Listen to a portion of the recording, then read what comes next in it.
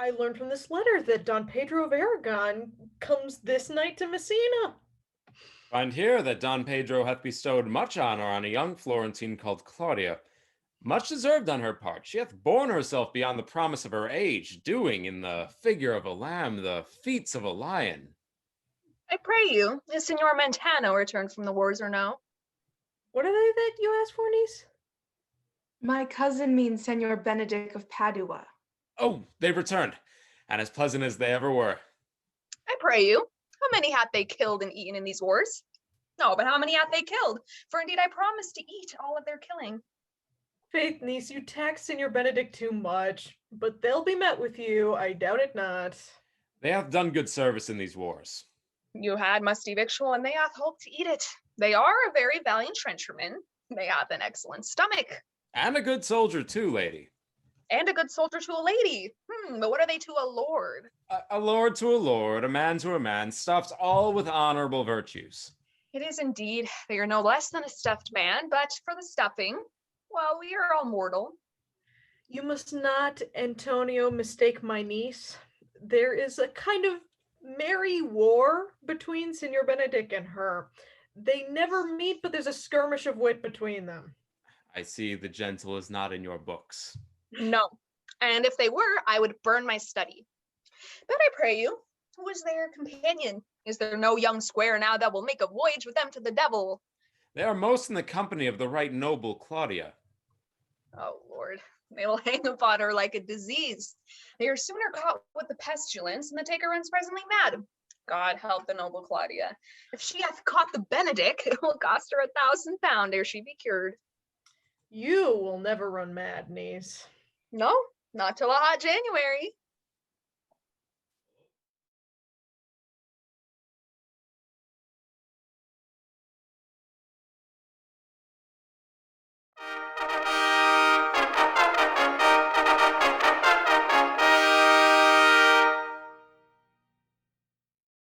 Good Senora Leonata!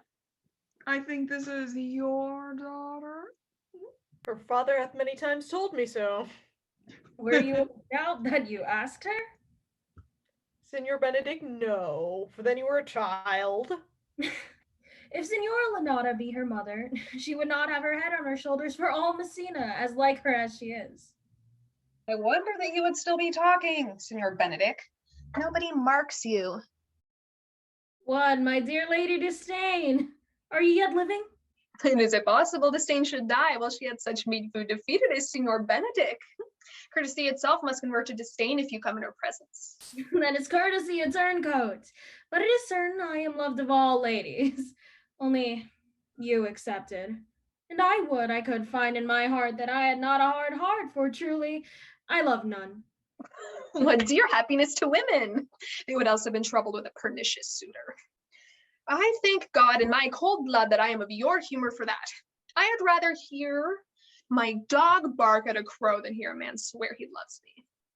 God keep your ladyship still in that mind, so some gentleman or other shall escape a predestinate scratched face. And scratching could not make it worse than for such a face as yours were. Well, you are a rare parrot teacher. A bird of my tongue is better than a beast of yours. I would my horse had the speed of your tongue, and so good a continuer. But keep your way. In God's name, I've done. You always end with a jade's trick. I know you of old. That is the sum of all, Leonata. Senora Claudia and Senor Benedict. My dear friend Leonata hath invited you all.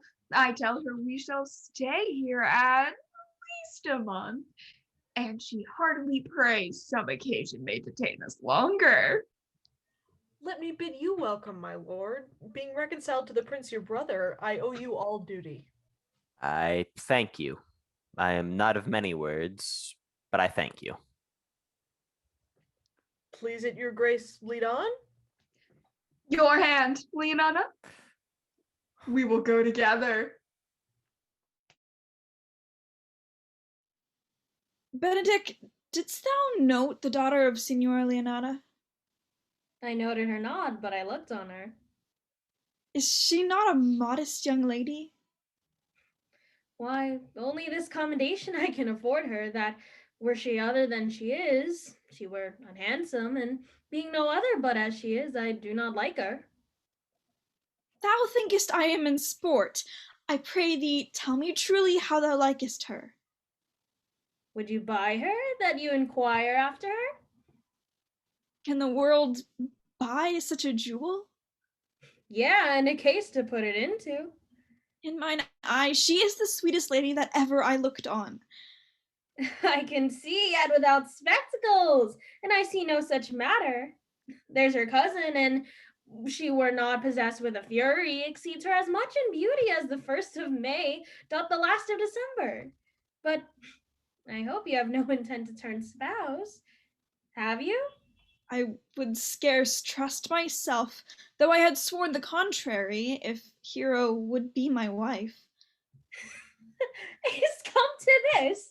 Shall I never see a bachelor of threescore again?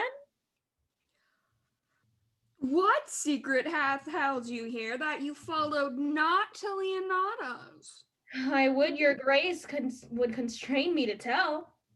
I charge thee on thy alliance. You hear, Countess Claudia? She's in love. With who? With Hero, Leonato's short daughter.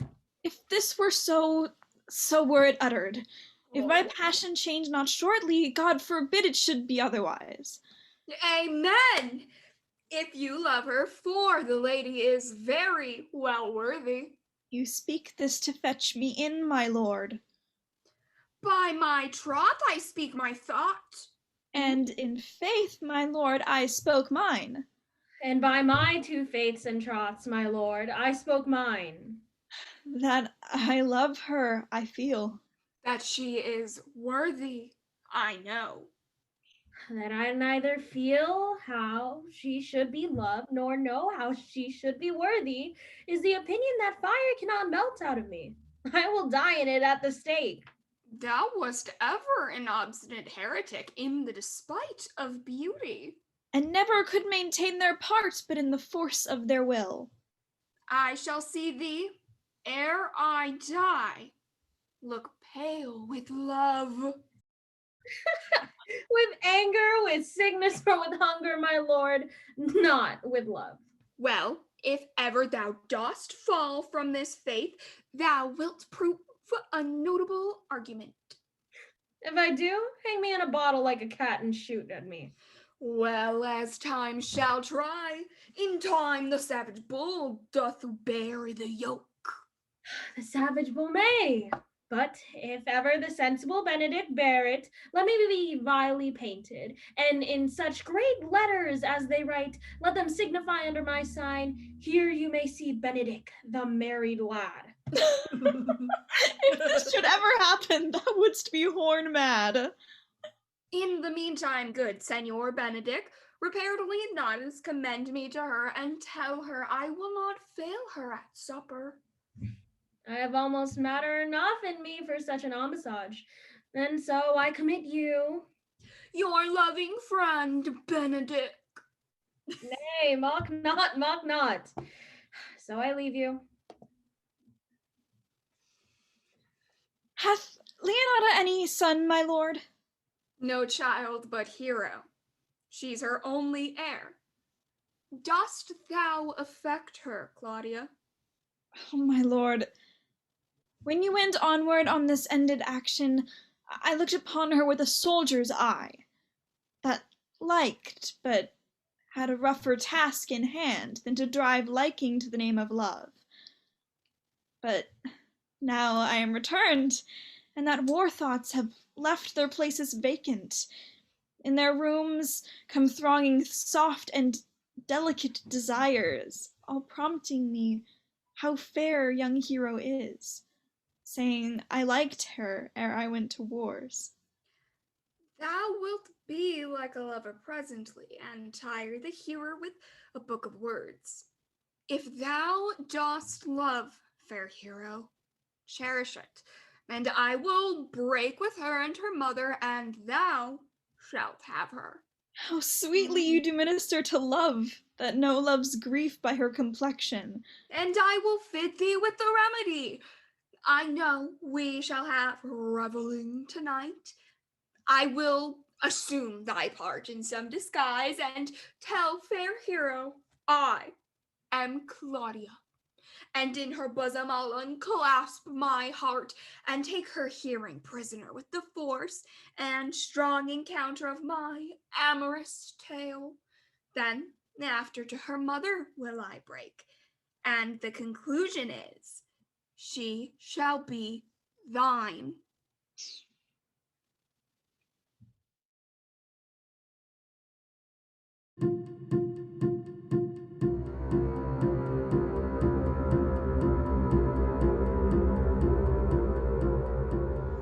What the good year, my lord? Why are you thus out of measure sad? There is no measure in the occasion that breeds, therefore the sadness is without limit. You should hear reason. And when I have heard it, what blessing brings it?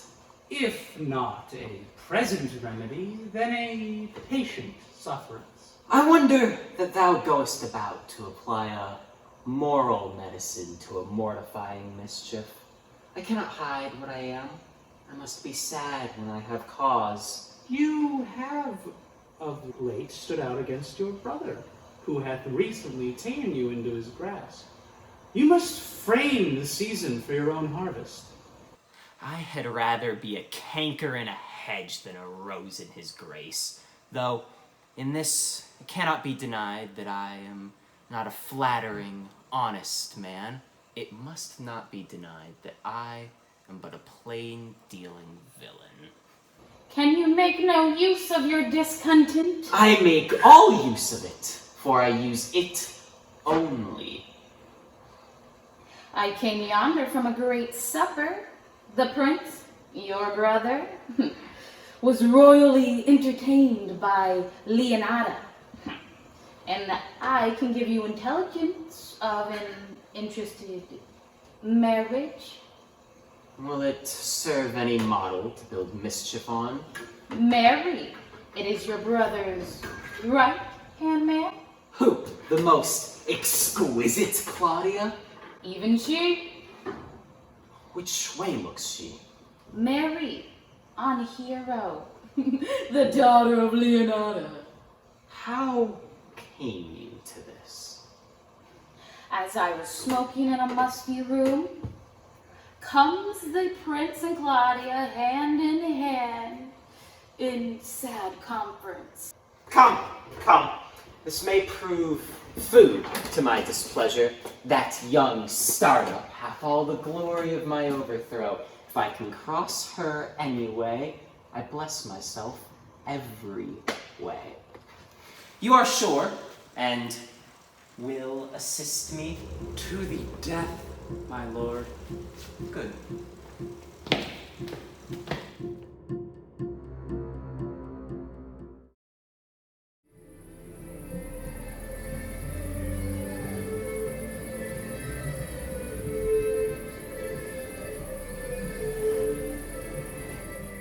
Was not Count John here at supper?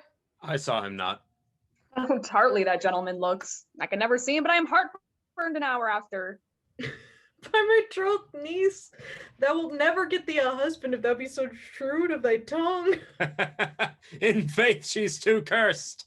Too cursed is more than cursed. I shall lessen God's sending that way, for it is said, God sends a cursed cow short horns. But to a cow too cursed, he sends none. So by being too cursed, God will send you no horns? Just if he send me no husband, for the which blessing I am at him upon my knees every morning and evening. God, Lord, I cannot endure a husband with a beard on his face. I'd rather lie with a woolen.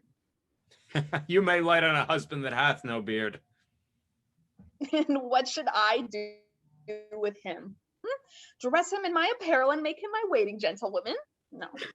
He that hath a beard is more than a youth, and he that hath no beard is less than a man, and he that is more than a youth is not for me, and he that is less than a man, I am not for him. Well, then go you into hell? No. Oh, God. But to the gate. And there will the devil meet me like an old cuckold with horns on his head and say, "Get you to heaven, Beatrice. Get you to heaven. Here is no place for you maids." Well, niece, I trust you will be ruled by your mother. Yes, Faith, it is my cousin's duty to make curtsy and say, "Mother, as it please you." Well, niece, I do hope to one day see you fitted with a spouse. Not till God make human of some other metal than earth. Daughter, remember what I told you? If the prince do solicit you in that kind, you know your answer. The revelers are entering. Make good room.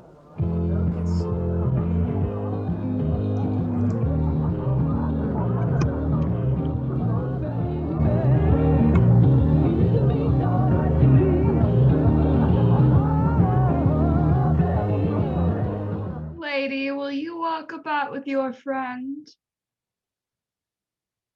So you walk softly and look sweetly and say nothing. I am yours for the walk, and especially when I walk away. With me in your company? I may say so, when I please. And when please you to say so? When I like your favor. Speak low if you speak love.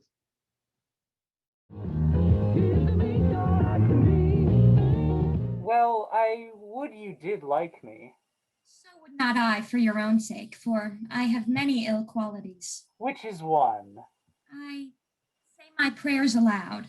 I love you the better, the hearers may cry, Amen. God match me with a good dancer. Amen. And God keep him out of my sight when the dance is done. Answer, clerk. No more words. The clerk is answered.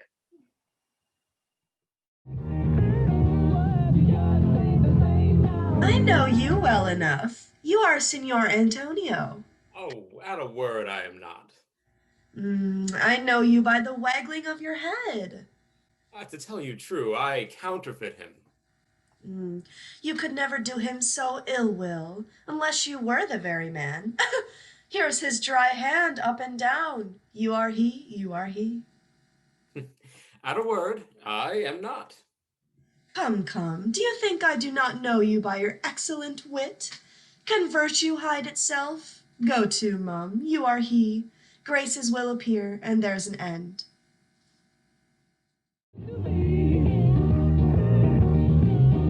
Will you not tell me who told you so?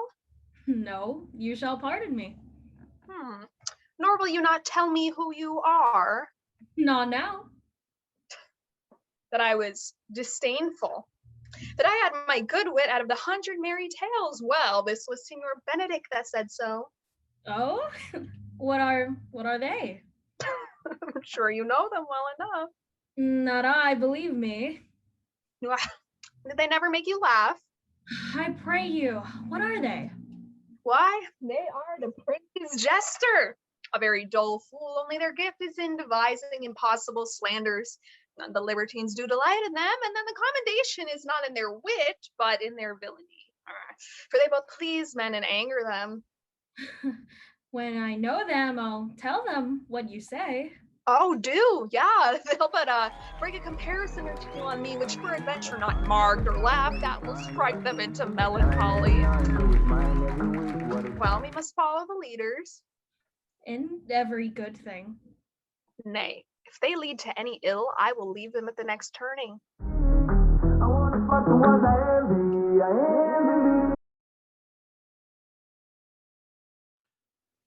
Sure, my brother is amorous on Hero and hath withdrawn her father to break with him about it.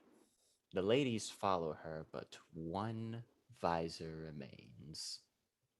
And that is Claudia. I know her by her bearing.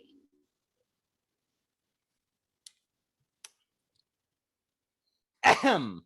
Are you not Signor Benedict? You know me well. I am them. Ah, Signor, you are very near my brother in his love. He is enamored on Hero. I pray you, dissuade him from her. She's no equal for his birth. You may do the part of an honest man in it. How know you he loves her? I heard him swear his affection. So did I too, and he swore he would marry her tonight. Come, let us to the banquet.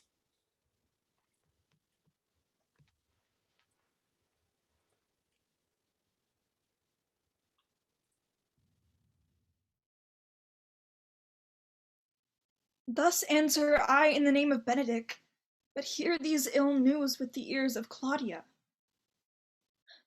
'Tis certain so, the prince woos for himself.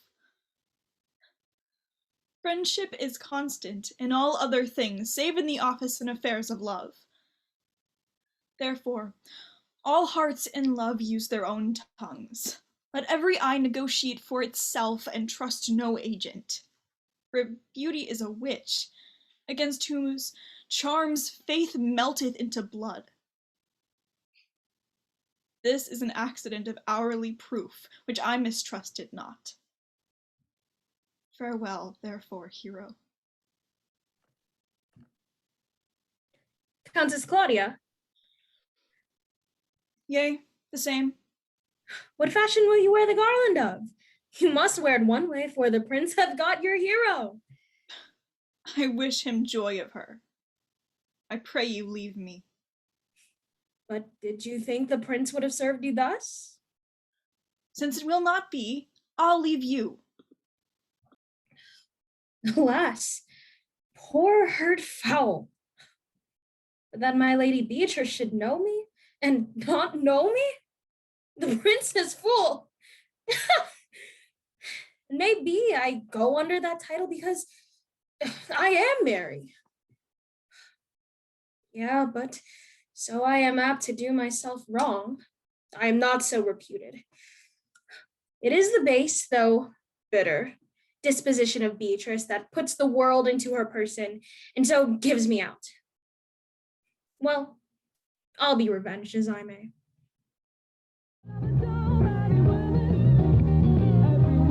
Now, senor, where's the countess? Did you see her?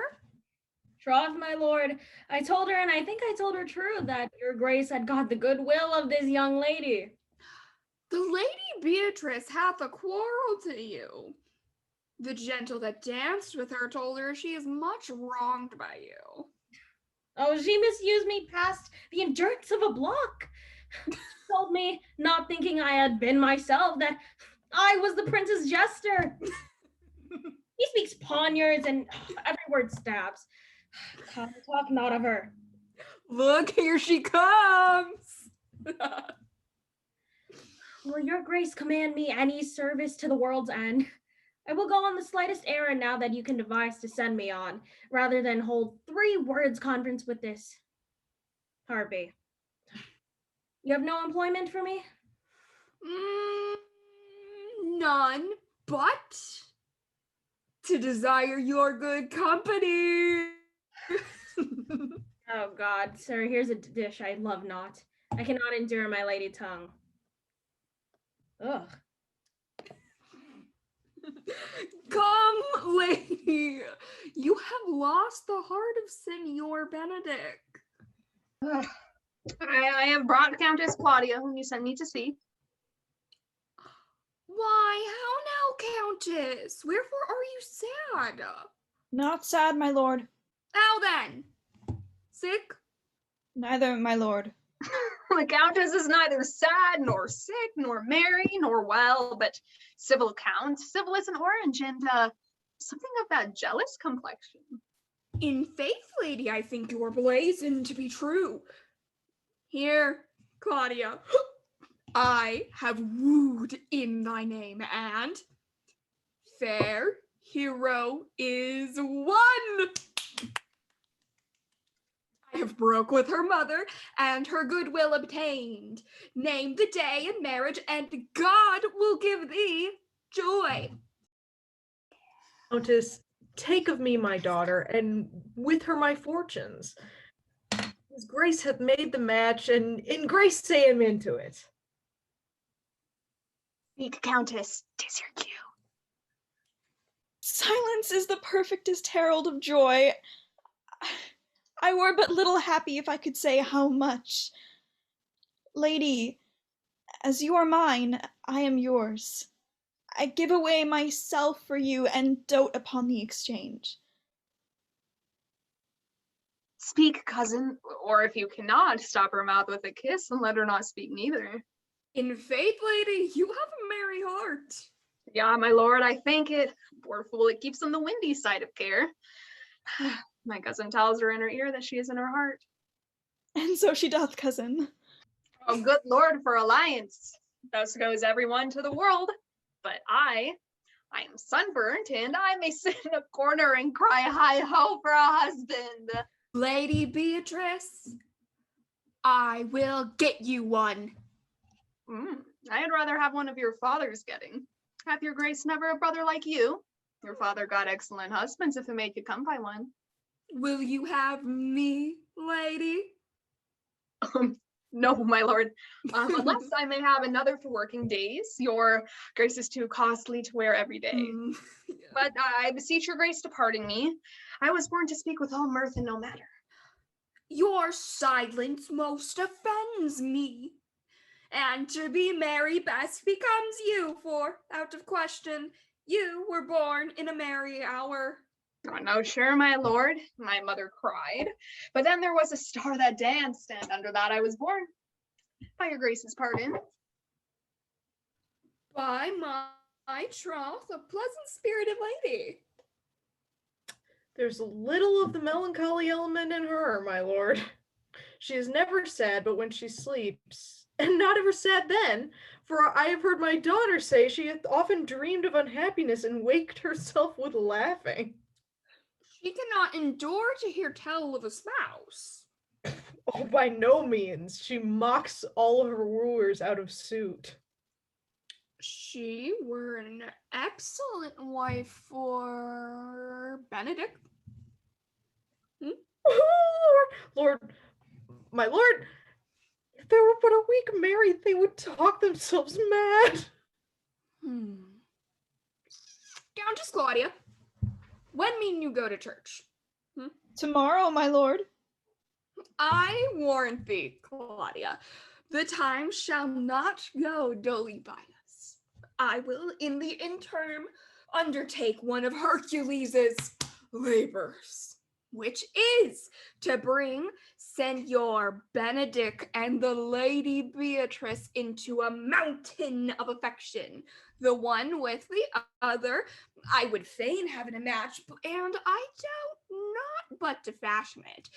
If you three will but administer such assistance as I shall give you direction.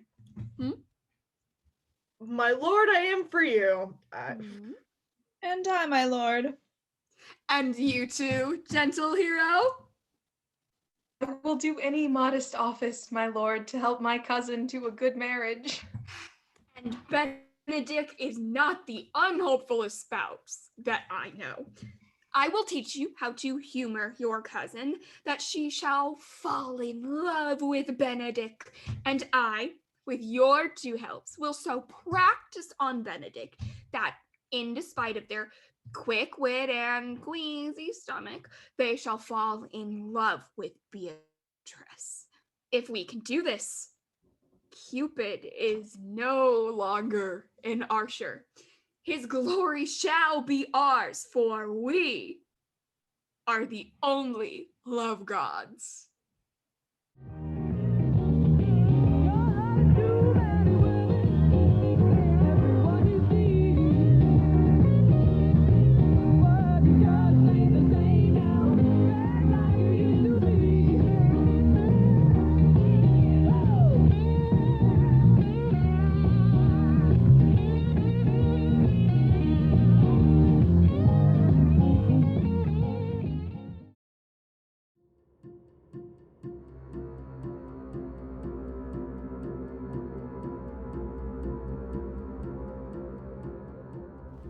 It is so. The Countess Claudia shall marry the daughter of Leonata. Yes, my lord. but I can cross it. Any bar, any cross, any impediment will be medicinable to me.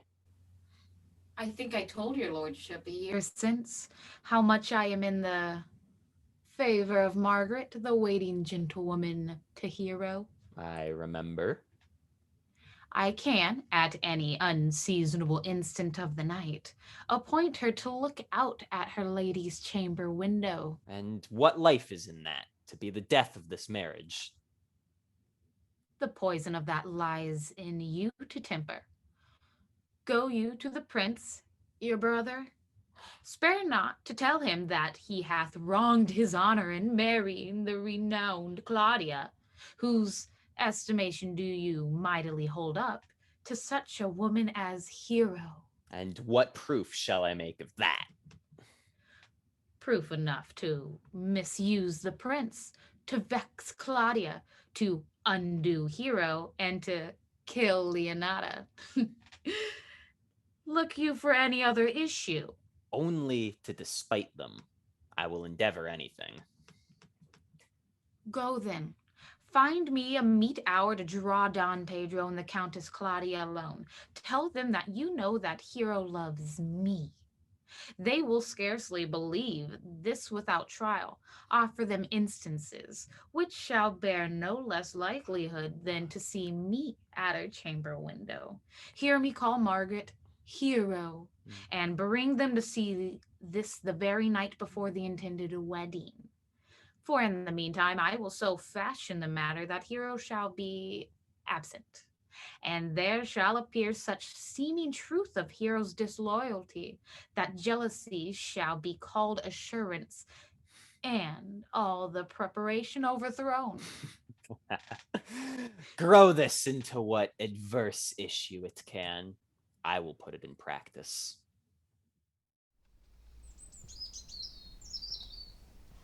I do much wonder that one man, seeing how much another man is a fool when he dedicates his behaviors to love, will, after he had laughed at such shallow follies in others, become the argument of his own scorn by falling in love. May I be so converted and see with these eyes? One woman is fair, yet I am well. Another is wise, yet I am well. Another virtuous, yet I am well. But till all graces be in one woman shall not come in my grace. Rich she shall be, that's certain. Wise or I'll none, virtuous or I'll never cheapen her, fair I'll never look on her, mild or come not near me, noble or not I for an angel. Of good discourse, an excellent musician, and her hair shall be of what color, please God. The prince and Mistress Love. I will hide me in the arbor. See where Benedict have hid themselves. Oh, very well, my lord. Come, Ursula! We will hear that song again.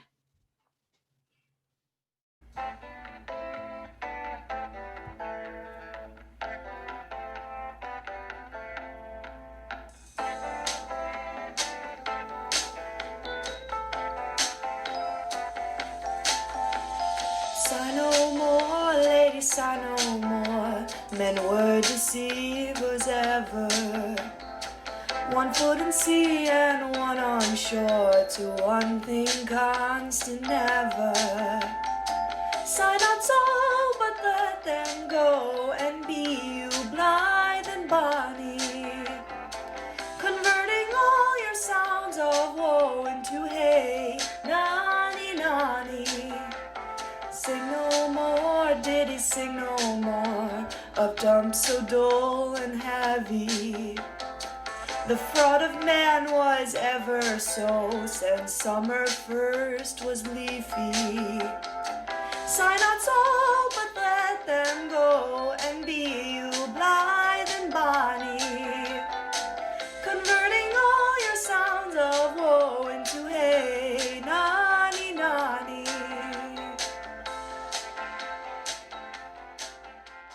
By my troth, a good song, I pray thee.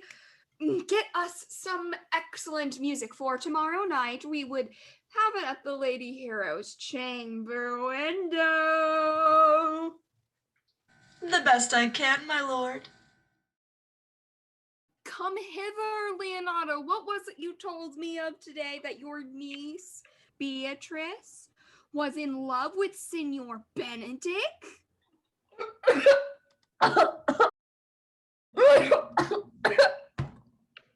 I did never think that lady would have loved anyone. No, nor I neither. But most wonderful that she should so dote on Senior Benedict, whom she hath in all outward behavior seemed ever to abhor. Is't possible? By my troth, my lord, I cannot tell what to think of it, but that she loves them with an enraged affection. It's past the infinity of thought.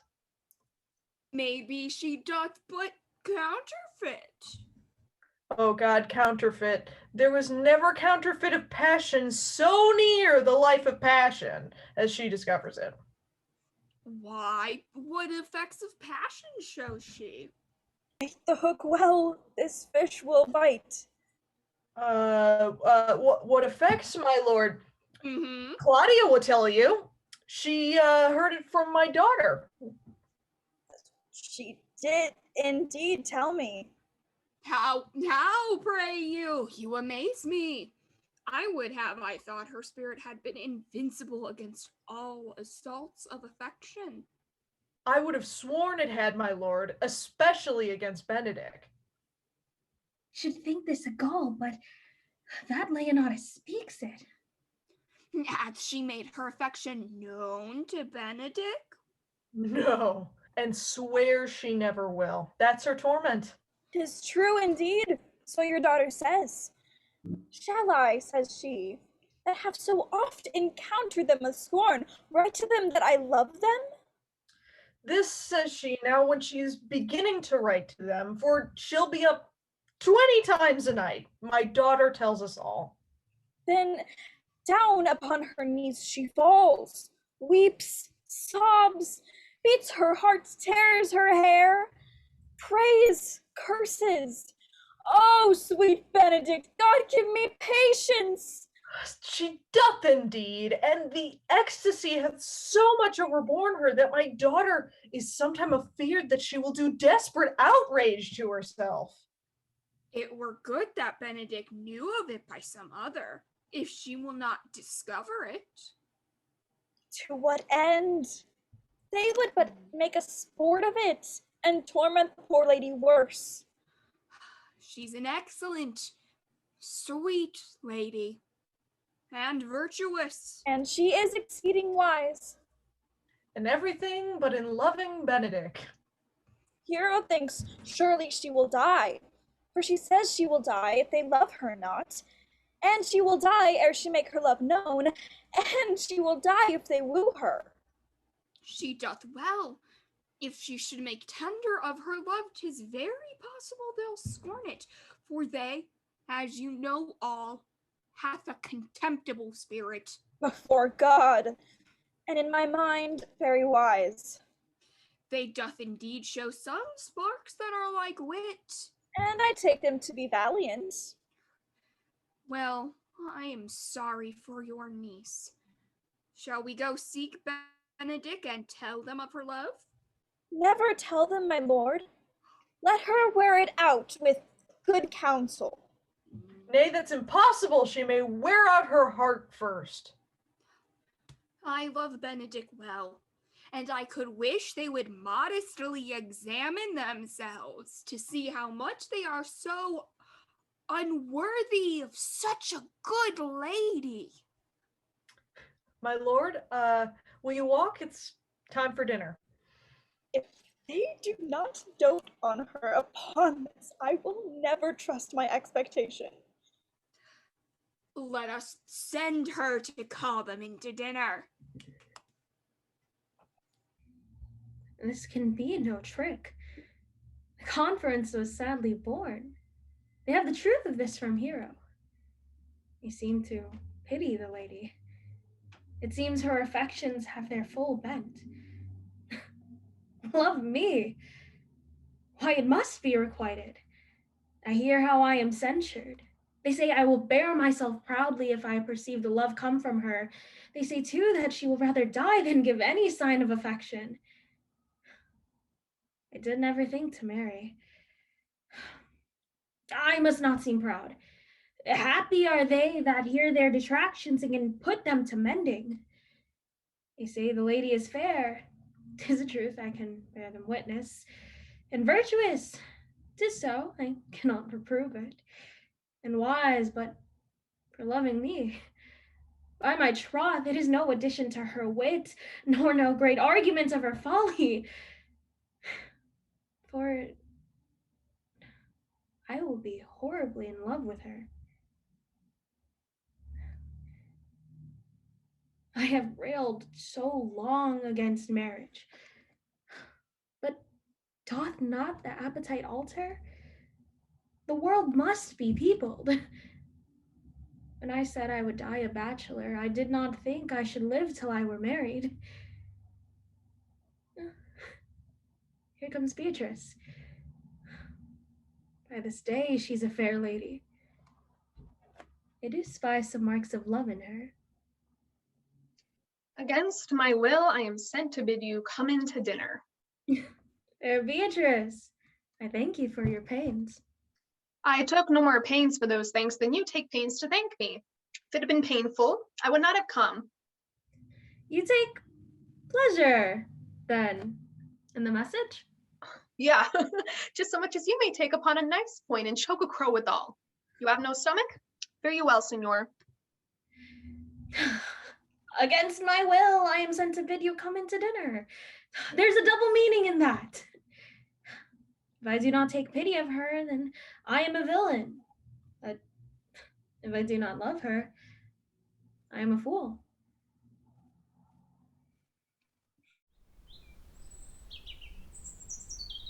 Now, when Beatrice doth come, my talk to thee must be how Benedick is sick in love with Beatrice. Of this matter is little Cupid's crafty arrow made, that only wounds by hearsay.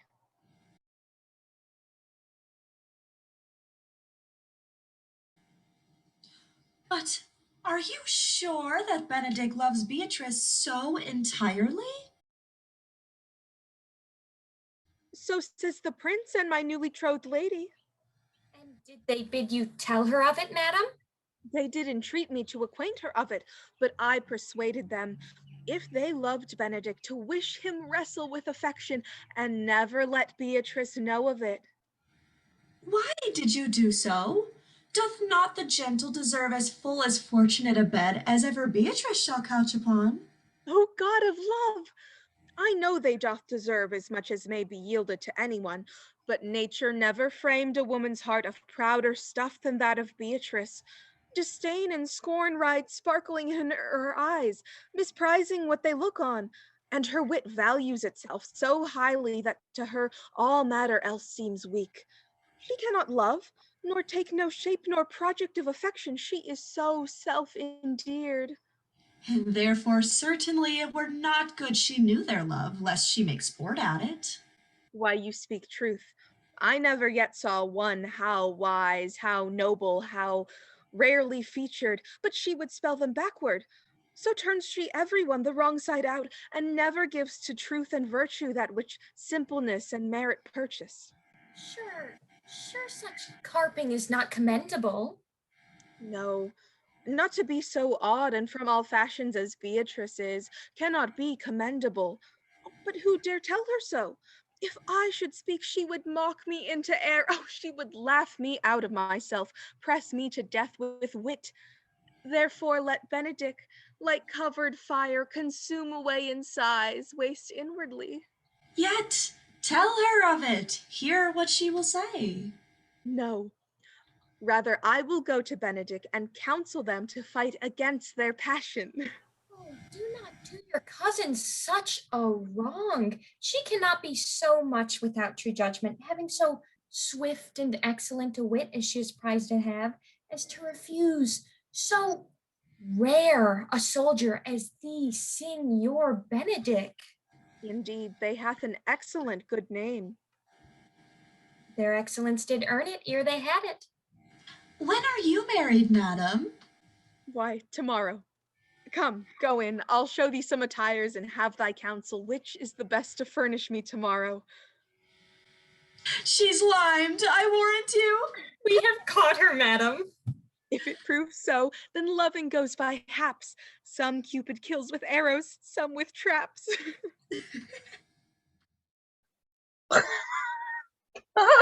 What fire is in mine ears? Can this be true? Stand I, condemned for pride and scorn so much? No. Yeah. Oh, God. Contempt? Farewell. Maiden pride? Adieu. No glory lives behind the back of such. And Benedict, love on. I will requite thee, taming my wild heart to thy loving hand. And if thou dost love, my kindness shall incite thee to bind our hopes up in a holy band. For others say thou dost deserve, and I believe it better than accordingly.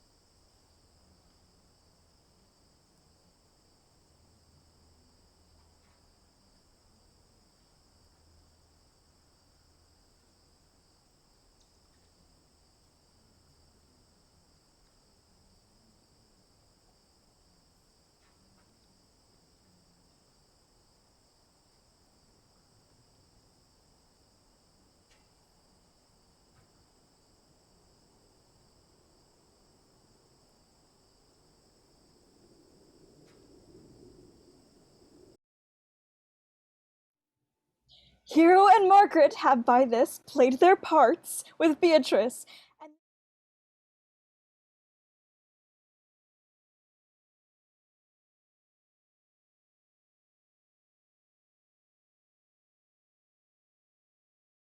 and then the two bears will not bite one another when they meet. My lord and brother, God save you. Good den, brother. If your leisure served, I would speak with you. In private? If it pleases you, yet Countess Claudia may hear, for what I would speak of concerns her. What's the matter?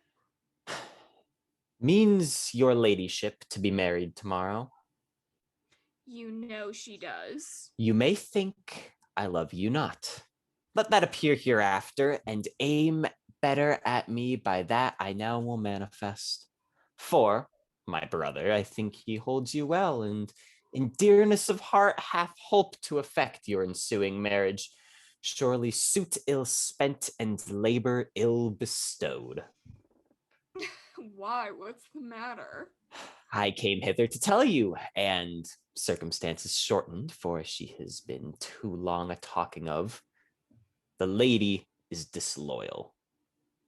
Who? Hero? Even she, Leonada's hero, your hero, every man's and woman's hero. Disloyal. The word is too good to paint out her wickedness. Go but with me tonight. You shall see her chamber window entered even the night before her wedding day. If you love her then, tomorrow wed her, but it would better fit you to change your mind. May this be so. I will not think it. If you will follow me, I will show you enough. And when you have heard more and seen more, proceed accordingly. Oh, day untowardly turned. Till mischief strangely thwarting. Oh, plague, right well prevented. So will you say when you have seen the sequel?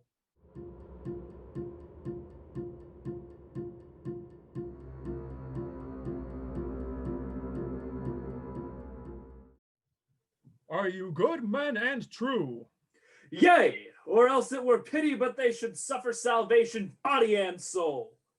Nay, that were a punishment too good for them if they should have any allegiance in them, being chosen for the prince's watch. Well, give them their charge, neighbor Dogberry. You are thought here to be the most senseless and fit man for the constable of the watch. This is your charge. You shall comprehend all Vagram men, and you are to bid any man stand in the prince's name.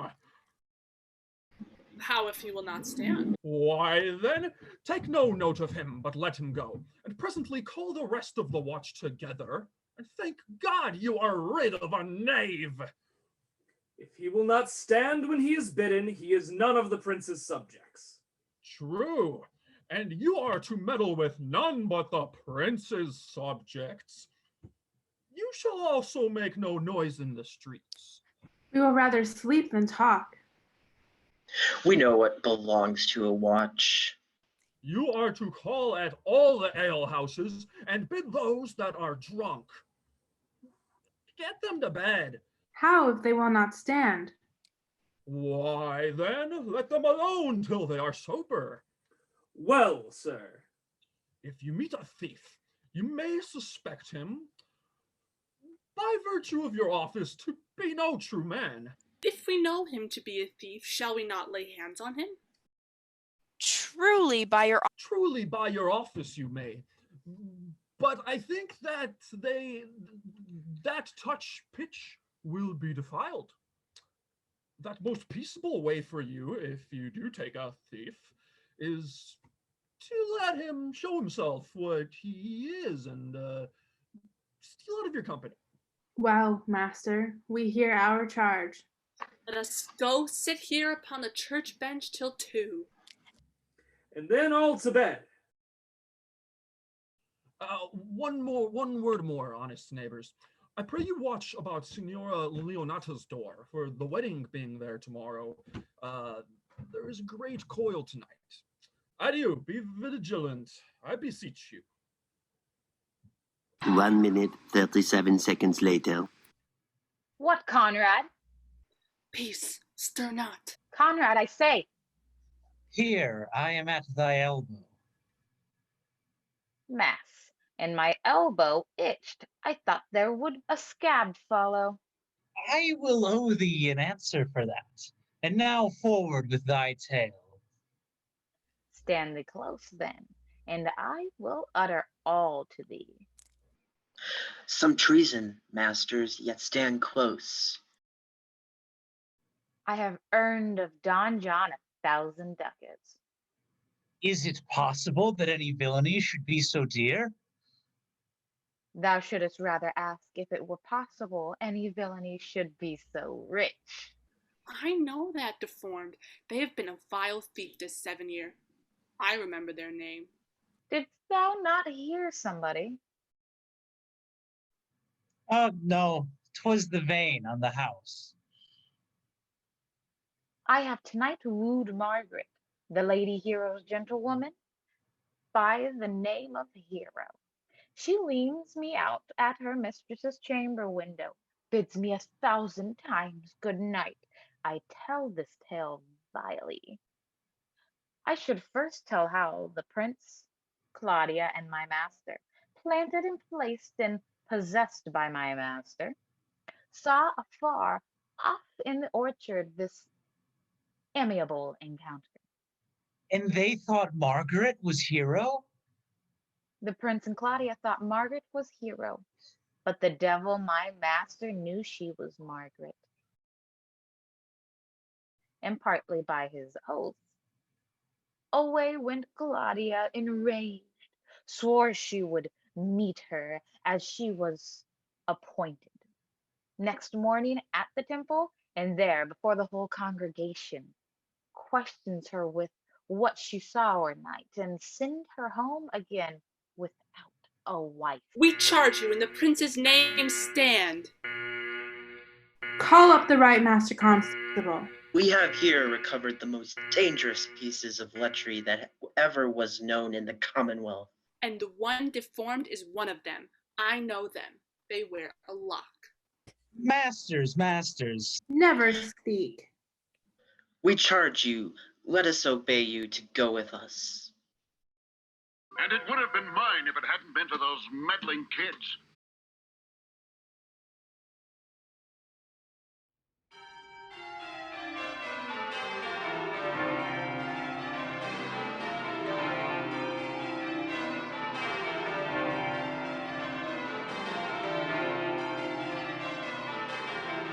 Come, Friar Francis, be brief.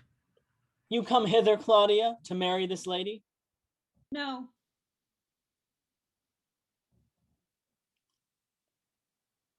To be married to her. Friar, you come to marry her.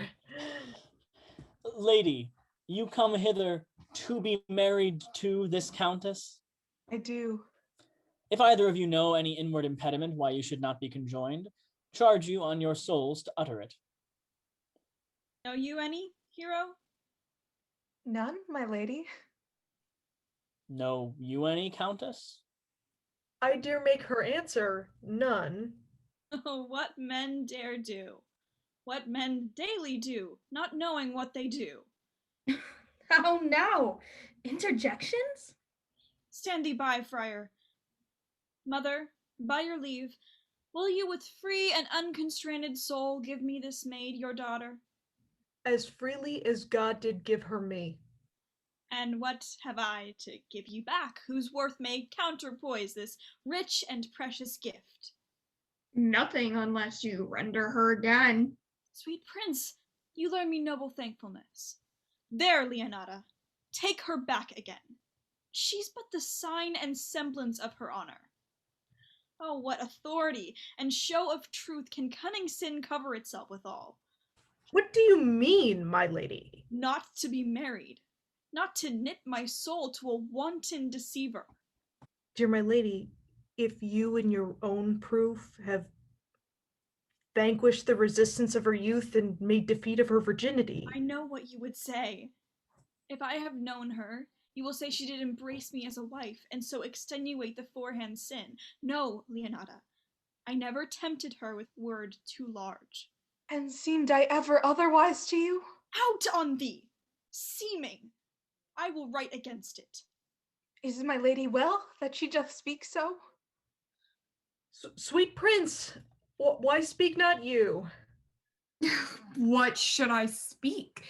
I stand dishonored that have gone about to link my dear friend to a disloyal wife. Are these things spoken, or do I but dream? Sir, they are spoken, and these things are true. This looks not like a nuptial. Brew! Oh God! Leonata, stand I here? Is this the prince? Is this the prince's brother? Is this face Hero's? Are our eyes our own? All this is so, but what of this, my lady? Let me but move one question to your daughter, and by that motherly and kindly power that you have in her, bid her answer truly. I charge thee do so, as thou art my child. Oh God, defend me! How am I beset? What kind of catechizing call you this? To make you answer truly to your name. Is it not Hero? Who can blot that name with any just reproach? Marry, that can Hero. Hero itself can blot out Hero's virtue. What man was he talked with you yesternight out at your window betwixt 12 and 1?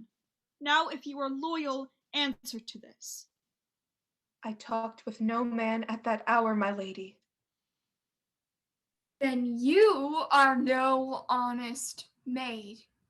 Leonata, I am sorry you must hear. Upon mine honor, myself, my brother, and this grieved count did see her, hear her at that hour last night talk with a ruffian at her chamber window, who hath indeed, most like a liberal villain, confessed the vile encounters they have had 1,000 times in secret. Fie, my lady. They are not to be named, not to be spoke of. O Hero, what a hero hadst thou been, if half thy outward graces had been placed about thy thoughts and counsels of thy heart. But fare thee well. Most foul, most fair. Farewell. For thee, I'll lock up all the gates of love, and on my eyelids shall conjecture hang, to turn all beauty into thoughts of harm, and never shall it more be gracious. Hath no man's dagger here a point for me? Why, how now, cousin? Wherefore sink you down? Come, let us go. These things come thus to light. Smother her spirits up. Help! Aunt! Hero! Why, Hero! Aunt! Signor Benedict! Friar!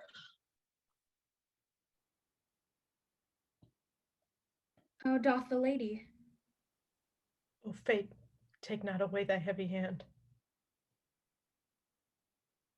How now, cousin Hero? Have comfort, lady. Dost thou look up? Yea, wherefore should she not? Wherefore? Why, doth not every earthly thing cry shame upon her? Could she here deny the story that is printed in her blood?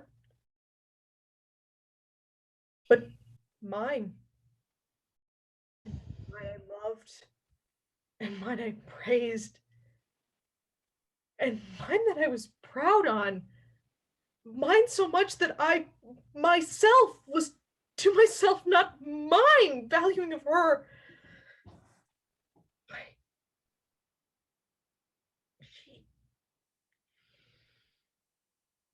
She's fallen into a pit of ink. The wide sea hath drops too few to wash her clean again. For my part, I am so attired in wonder I know not what to say. Oh, on my soul, my cousin is belied. Lady, were you her bedfellow last night? No, truly not. Although until last night I have this 12-month been her bedfellow. Confirmed, confirmed.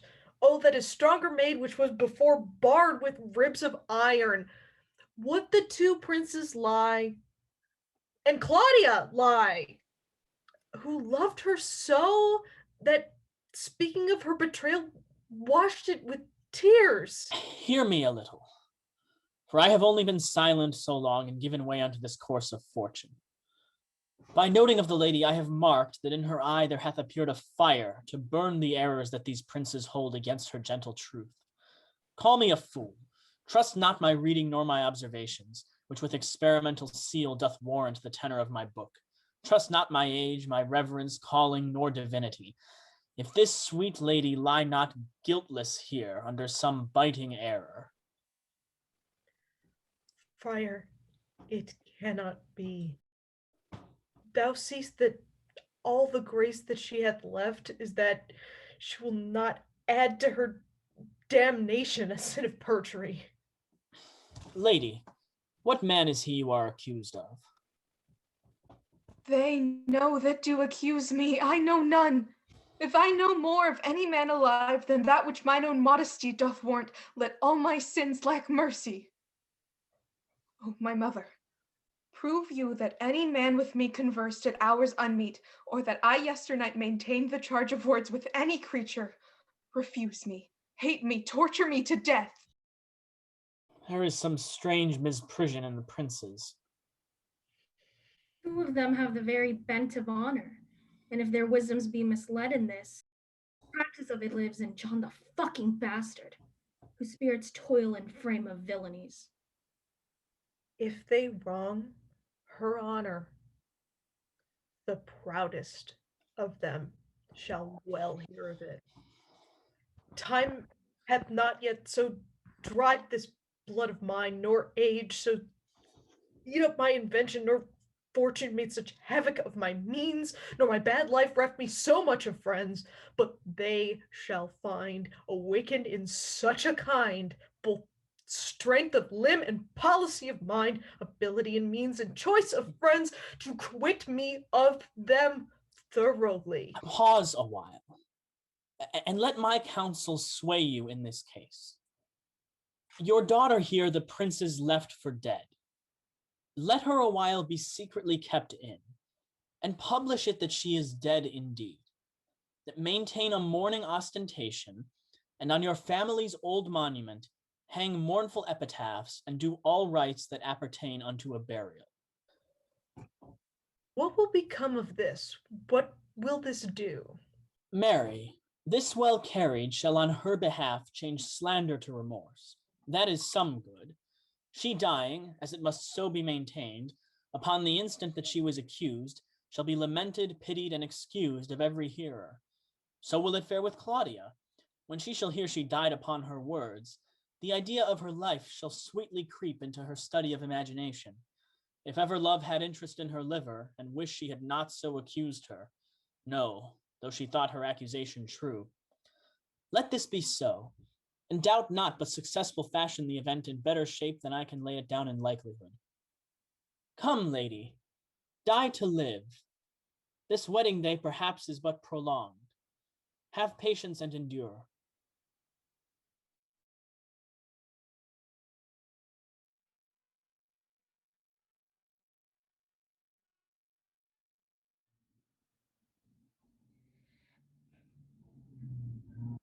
Lady Beatrice, have you wept all this while?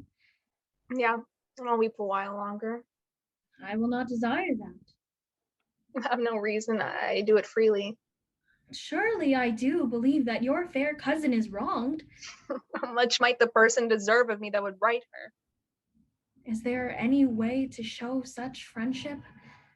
A very even way, but no such friend. I do love nothing in the world so well as you.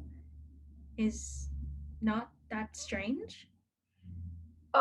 As strange as the thing I know not. It were possible for me to say that I loved nothing so well as you. But believe me not. And yet I lie not. I confess nothing, or I deny nothing.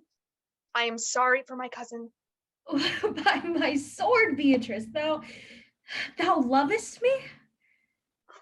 Do not swear it and eat it.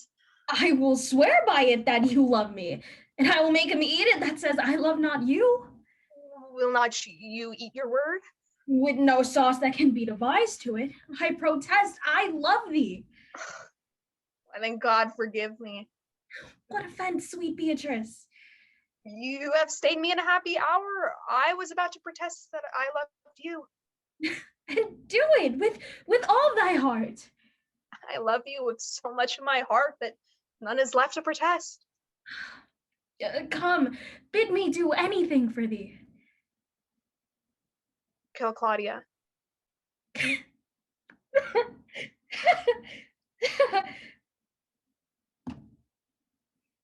Oh.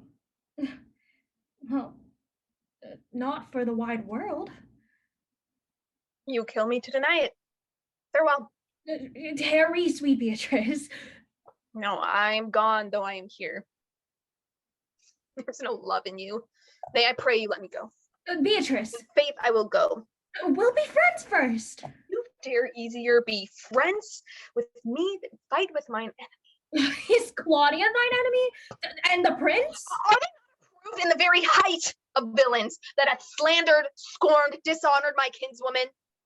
Oh God, that I were a man, I would eat their hearts in the marketplace. Hear me, Beatrice. Talk a man out of a window. A proper saying. They, but Beatrice. Hero, she is wronged, she is slandered, she is undone.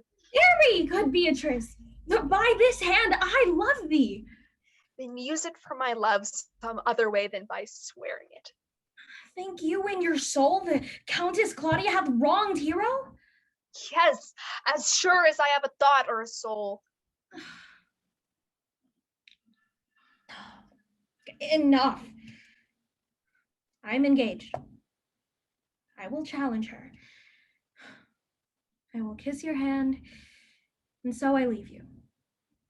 By this hand, Claudia shall render me a dear account. As you hear of me, so think of me.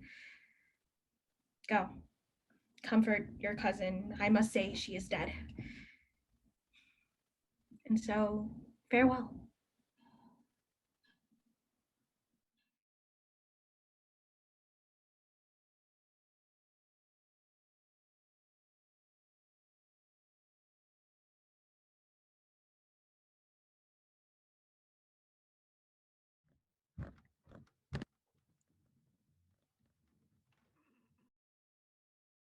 Is our whole assembly appeared?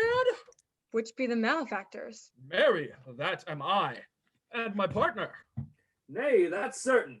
But which are the offenders that are to be examined? Let them come before me. Yea, Mary, let me come before me. What is your name, friend? Borachio. Pray, write down Borachio. Yours, Sirrah? I am a gentleman, sir, and my name is Conrad. Write down Master Gentleman Conrad. Masters, do you serve God? Do you? Yes, sir. We hope. Masters, it is proved already that you are little better than a false knave, and it will go near to be thought so shortly. How answer you for yourself? Marry, sir, I say I am none. Master Constable, you go not the way to examine. You must call forth the watch that are their accusers. Let the watch come forth! Masters, I charge you in the prince's name, accuse this man. This man said, sir, that Don John, the prince's brother, was a villain. Master Constable. Peace. I do not like thy look, I promise thee. What heard you him say else? Mary, that he had received 1,000 ducats of Don John for accusing the lady hero wrongfully. Burglary as ever was committed. What else, fellow? This is all. And this is more, masters, than you can deny. Prince John is this morning secretly stolen away. Hero was in this manner accused and in this manner refused, and upon the grief of this, suddenly died. Master Constable, let these men be bound and brought to Leonada's.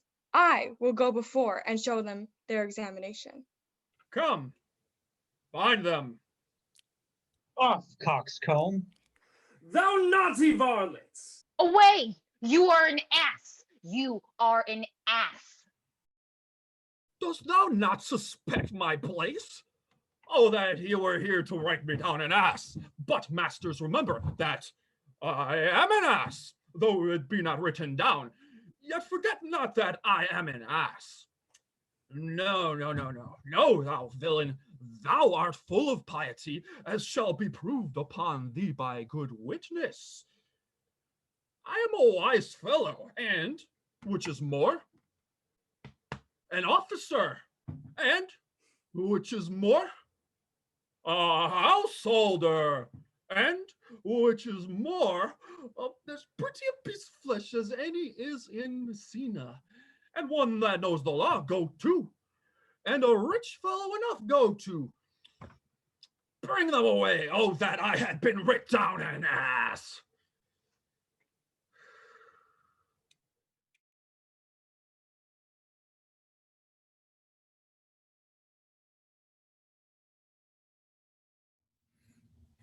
If you go on thus, you will kill yourself. And 'tis not wisdom thus to second grief against yourself. I pray thee cease thy counsel.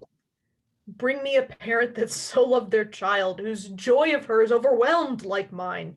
No, 'tis all human office to speak patience to those that wring under the load of sorrow. No person's virtue nor sufficiency to be so moral when they shall endure the like themselves. Therefore, give me no counsel. My griefs cry louder than advertisement. Yet bend all not the harm upon yourself. Make those that do offend you suffer too. There thou speak'st reason.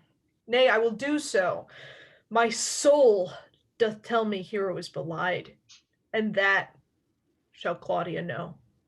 So shall the prince and all of them that thus dishonor her.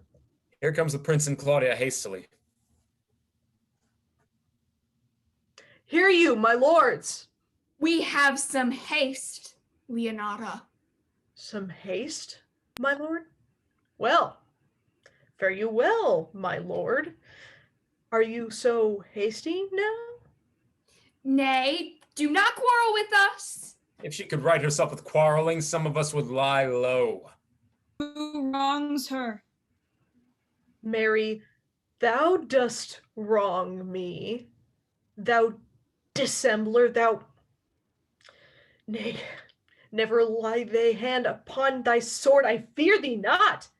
Mary, bestrew my hand, if it should give your age such cause of fear. In faith, my hand meant nothing to my sword. I say thou hast belied mine innocent child. Thy slander hath gone through and through her heart, and she lies buried with her ancestors. Oh, in a tomb where never scandal slept save this of hers, framed by thy villainy. My villainy? Thine, Claudia, I say thine. You say not right. My lord, I'll prove it on her body if she dare. Thou hast killed my child. You shall kill two of us, and men indeed. But that's no matter. Let her kill one first. Win me and wear me. Let her answer me. God knows I love my niece. And she is dead, slandered to death by villains that dare as well answer a man indeed as I dare take a serpent by the tongue. Hold you content. I know them, yea, and what they weigh, even to the utmost scruple. Scambling, outfacing, fashion-mongering ones, that lie and cog and flout, deprave and slander, go antically and show outward hideousness, and speak off half a dozen dangerous words, how they might hurt our enemies if they durst. And this is all. We will not wake your patience. My heart is sorry for your daughter's death. My lord. I will not hear you. No. Come, brother. Away. I will be heard. And shall, or some of us will smart for it.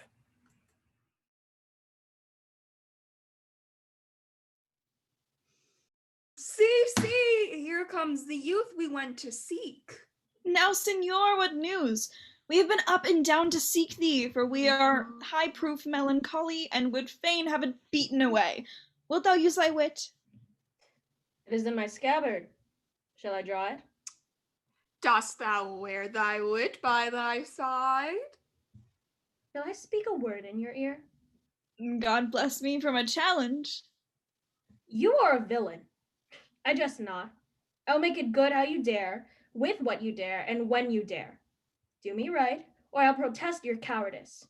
You have killed a sweet lady, and her death shall fall heavy on you. Let me hear from you. I'll tell thee how Beatrice praised thy wit the other day. Thus did she an hour together shape thy particular virtues, yet at last she concluded with a sigh, thou wast the properest man in Italy. Lord, for your many courtesies, I thank you. But I must discontinue your company. Your brother, the bastard, is fled from Messina. You have among you killed a sweet and innocent lady.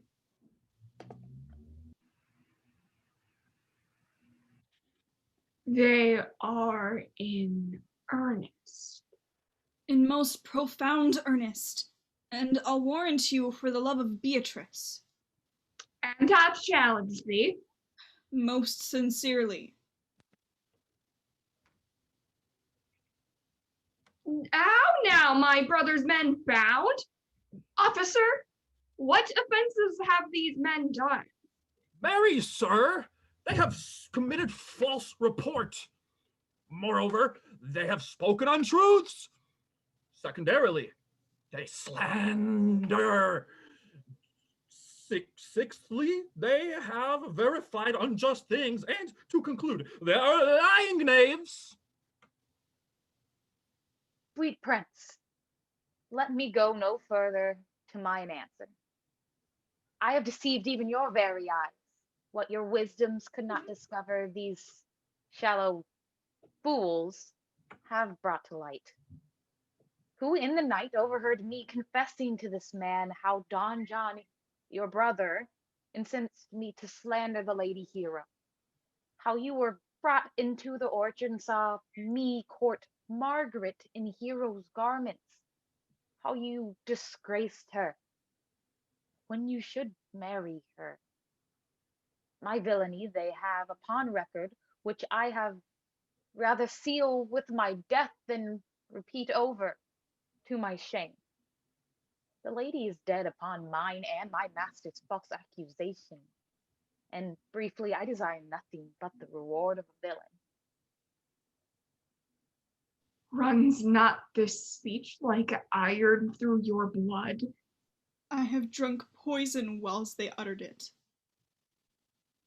But did my brother set thee on to this? Yea, and paid them richly for the practice of it. They are composed and framed of treachery, and fled they are upon this villainy. Sweet Hero. Which are the villains? Let me see their eyes, that when I note another one like them, I may avoid them. Which of these are they? If you would know your wronger, look on me. I know not how to pray your patience, yet I must speak. Choose your revenge yourself. Impose me to what penance your invention can lay upon my sin, yet sinned I not, but in mistaking.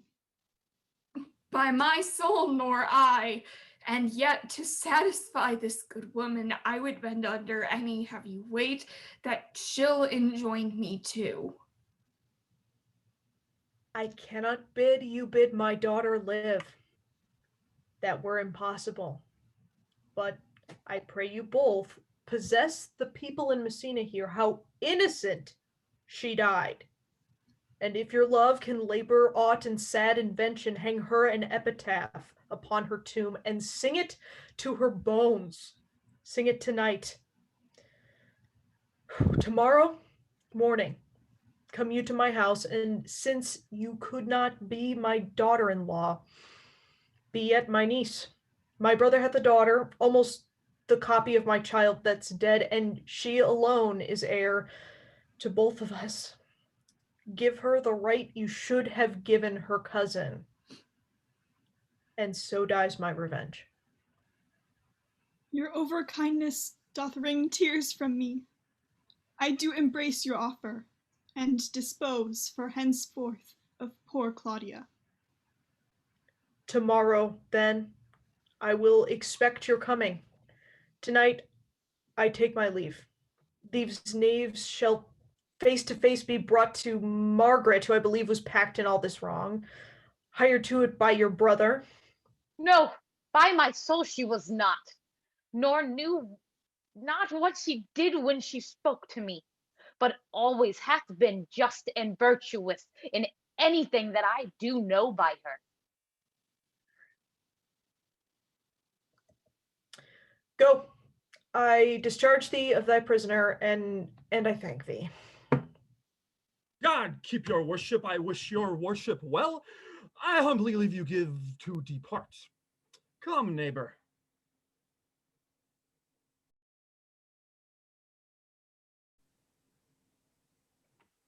Night, I'll mourn with Hero.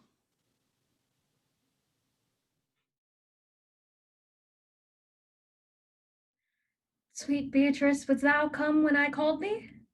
Yes, Senor. Depart when you bid me. Oh, stay but till then. Then is spoken. Fare you well now. And yet ere I go, let me know what that I came, which is knowing what hath passed between you and Claudia. Only foul words, and thereupon I will kiss thee. Foul words is but foul wind, and foul wind is but foul breath, and foul breath is noisome. Therefore I will depart unkissed.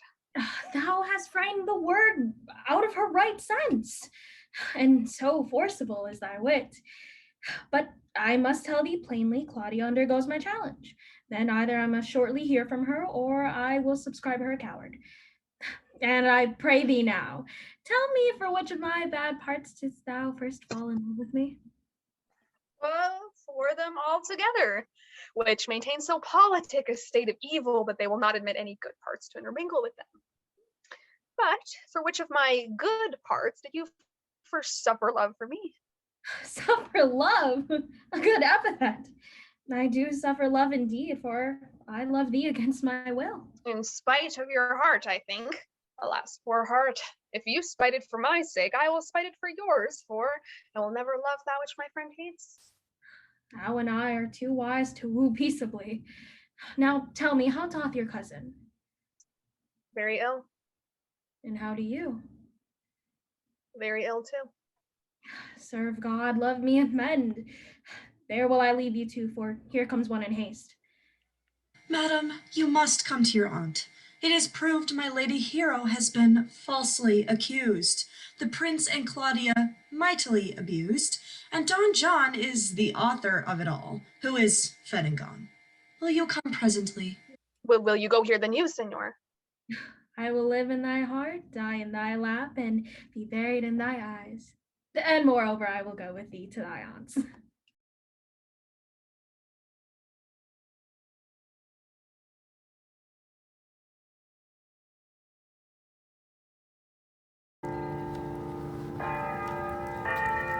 Is this the monument of Leonato's? It is, my lady.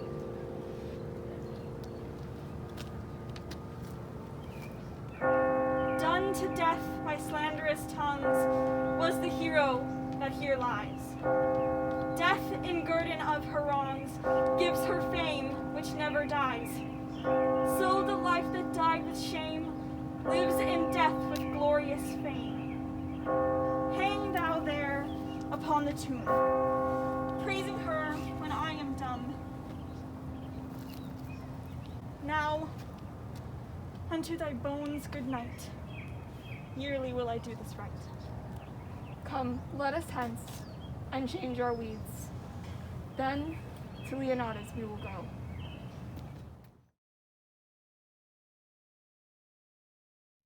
Did I not tell you she was innocent? So are the prince and Claudia who accused her upon the error that you heard debated. But Margaret was in some fault for this, although against her will, as it appears in the true course of the questions. Well, I'm glad that all things sort out so well. And so am I, being else by faith and forced to call young Claudia to a reckoning for it. Well, daughter and young gentlewomen all, withdraw into a chamber by yourselves, and when I send for you, come hither masked. The prince and Claudia promised by this hour to visit me. You know your office, brother. You must be father to your sister's daughter, and give her to young Claudia. Which I will do with confirmed countenance. Friar, I must entreat your pains, I think. To do what, Signor? To bind me or undo me. One of them. Signora Lanata, truth it is, good Signor, your niece regards me with an eye of favor. That I my daughter lent her, 'tis most true. And I do with an eye of love requite her. The sight whereof I think you had from me, from Claudia, and the prince. But what is your will? Your answer is enigmatical, but for my will is your goodwill, and may stand with ours this day to be conjoined in the state of honorable marriage, in which, good friar, I shall desire your help. My heart is with your liking. And my help.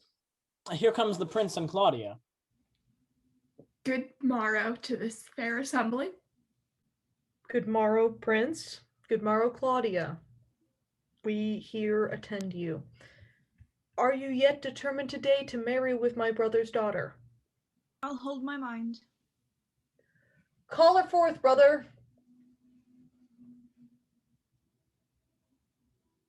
Which is the lady I must seize upon? The same is she, and I do give you her. Why then she's mine. Sweet, let me see your face. No, that you shall not till you take her hand before this friar and swear to marry her. Give me your hand before this holy friar. I am your wife, if you like of me. And when I lived, I was your other wife. And when you were loved, you were my other beloved. Another hero. Nothing certainer. One hero died, but I do live. And surely as I live, I am yours. A former hero, the hero that is dead. He died, my lord, but whilst her slander lived. All this amazement can I qualify. When after that the holy rites are ended, I'll tell you largely of fair hero's death. Meantime, let wonder seem familiar, and to the chapel let us presently. Soft and fair, friar. Which is Beatrice? I answer to that name. What is your will? Do not you love me? Why, no more than reason. Why, then your aunt and the prince and Claudia have been deceived. They swore you did. Do not you love me? Troth, no more than reason. Why, then my cousin and Margaret and Ursula are much deceived, for they did swear that you did. They swore that you were almost sick for me. They swore that you were well nigh dead for me.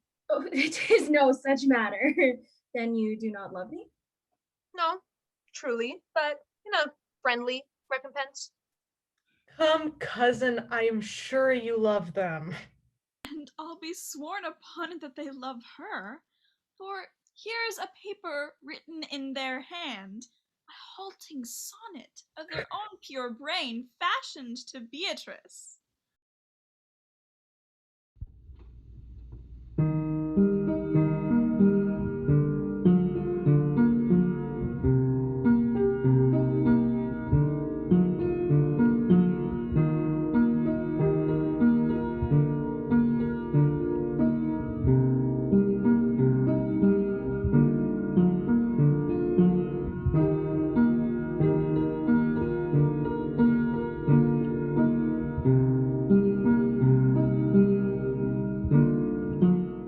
And here's another, writ in my cousin's hand, stolen from her pocket, containing her affection unto Benedick.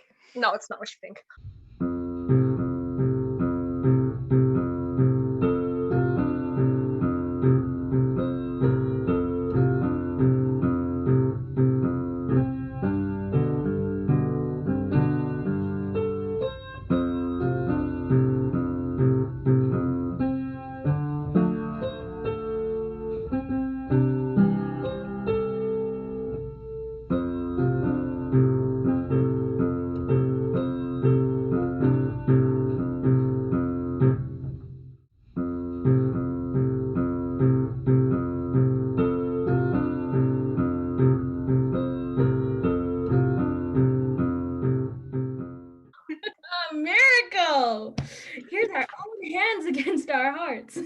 Come, I will have thee. I would not deny you, but by this good day I yield upon great persuasion, and partly to save your life, for I was told that you were in a consumption. Peace. I will stop your mouth.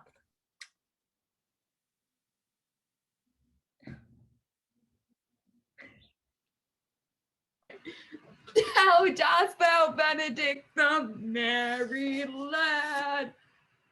I'll tell you what, Prince, since I do purpose to marry, and I will think nothing to any purpose that the world can say against it, and therefore never flout at me for what I have said against it, for man is a giddy thing, and this is my conclusion.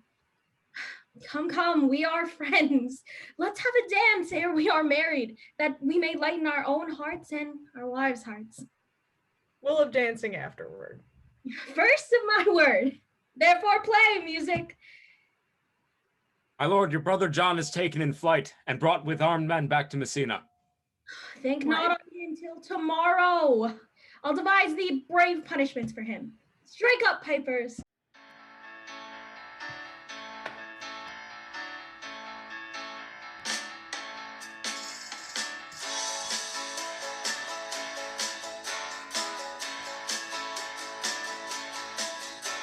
Have mercy, baby, on a poor girl like me. You know I'm falling at your feet. I'm tingling right from my head to my toes. So help me make the feeling go. 'Cause when the loving starts and the lights go down, and there's not another living soul around, you woo me until the sun comes up and you say that you love me. Have pity, baby, just when I thought it was over. Now you got me running for cover. I'm begging you for a little sympathy. And if you use me again, it'll be the end of me. Prince, thou art sad. Get thee a wife. Get thee a wife. I'm gay. 'Cause when the loving starts and the lights go down, and there's not another living soul around, you woo me until the sun comes up and you say that you love me.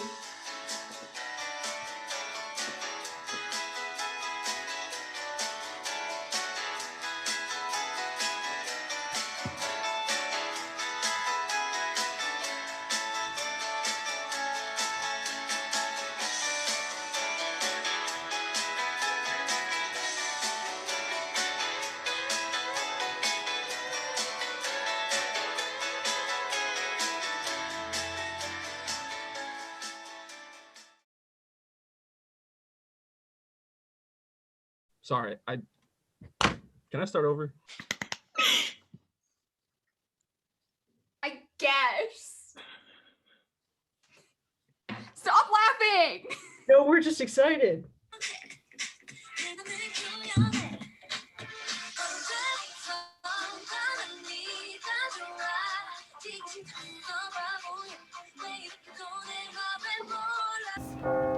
Death in guerdon of her wrongs gives her fame which never dies.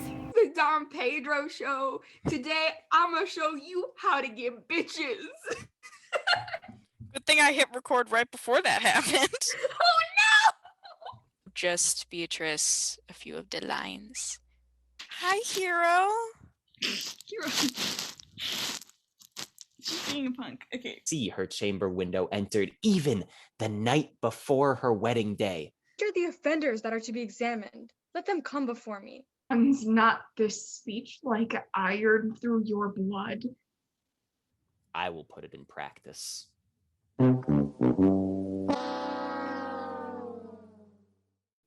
Castaways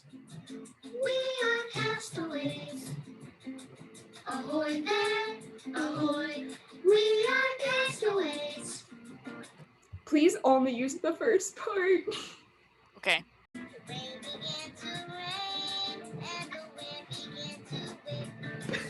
The story is we were talking about Bill Gates and how I should seduce Bill Gates. My dad was like, no, Bill Gates has a son that's your age, that's 22. And I was like, holy crap. And I was like, I did not apply to the right grad school because I need to go to wherever school he is. And I was like, oh, it'd be funny if he's at U Chicago. And my sister looks it up. He actually goes there. You're gonna get Rory Gates. You know his name. Do you know him? That's right. Come, let us hence and change our weeds.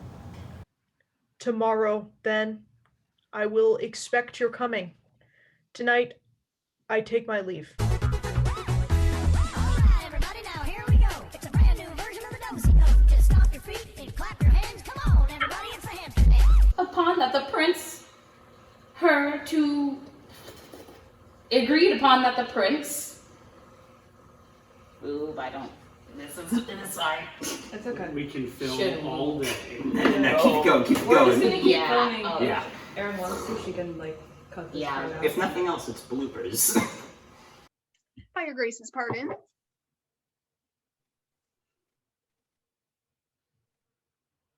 Are you gonna turn off the camera? Very pure. Someone clip that. What does clip that mean? Clip that. It's twit. Gang.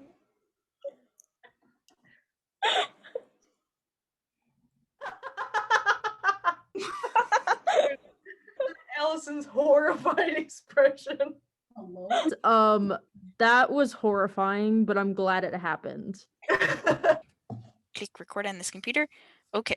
Dun, dun, dun, dun, dun, dun, dun, dun, dun, dun, dun, dun, dun. Are the only love gods.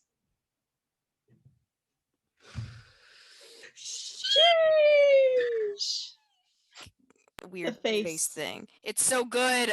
Gwen is the best at it. Like Ellen, you're on Twitch. But No, you gotta do the lip bite with bite. it. You gotta do the lip bite. You gotta go. And the eyebrows go up. You go. Don't know about that one. Go on set she's on the table at Cam's on Mom's weekend. She's hitting on the frat guys. Well, no, she's hitting on the sorority girls. My bad.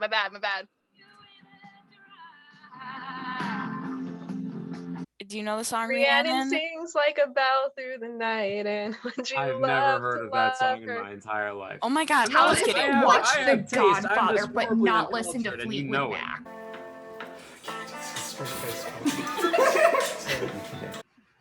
Yeah, go Kira. Yeah. You're like we're listening to the same song in her head. I am jamming out to Rhiannon by Fleetwood Mac in my brain. Me too. Shit. Oh, yeah. Okay. Yeah, I know that. Like that? Oh my god, that's so cringe. I just fucked up so hard. Thinking of like delivering this line. Here's my opinion. You know what? Do whatever you want. That's my opinion. I'm at that stage of the show. We haven't reversed the scene a lot, and I'm literally looking at this line like, what am I saying? Like, am I hitting on Benedict or not? I go no. I lean towards a no camp, but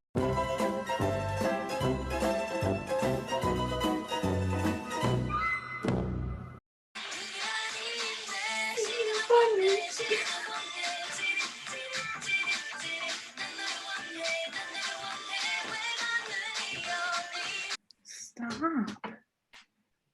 is it the kitty? Yeah, she's tearing up my sweater.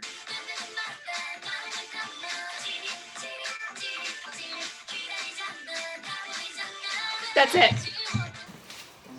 Good enough. Yeah, Cool. no, That's I two know. takes. Stonks. Mom. Don John. Donnie Johnny boy. This is why Mom doesn't love him.